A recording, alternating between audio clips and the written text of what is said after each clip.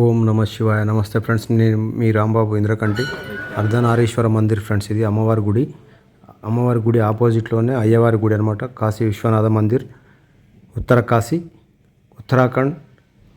చాలా అద్భుతమైన దేవాలయం ఫ్రెండ్స్. ఇది పరశురాముడు నిర్మించిన దేవాలయం అంట.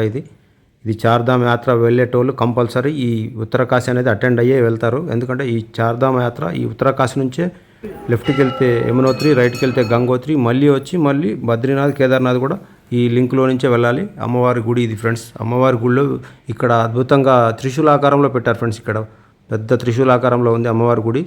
అయ్యవారి గుడికి ఆపోజిట్లోనే.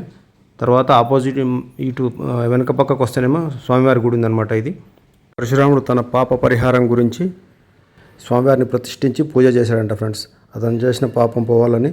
తర్వాత దీన్ని 1857లో గర్వాల్ రాజు అయిన సుదర్శన్ షా గారి భార్య కనేటి గారు మళ్ళీ దీన్ని పునరుద్ధరించి ఈ దేవాలయాన్ని పునర్నిర్మించారంట ఫ్రెండ్స్.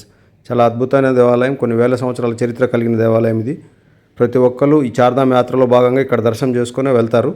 నేను కూడా ఈరోజు దర్శనం చేసుకున్నాము. ఆ యమునోత్రి దర్శనం అయిపోయి మళ్ళీ గంగోత్రికి వెళ్తున్నాము. గంగోత్రికి వెళ్ళే దారిలో ఉన్న ఈ దేవాలయం దర్శనం చేసుకొని మీ అందరికి కూడా ఆ దేవుని బ్లెస్సింగ్స్ ఉండాలని కోరుకుంటూ ఓం నమ శివాయ.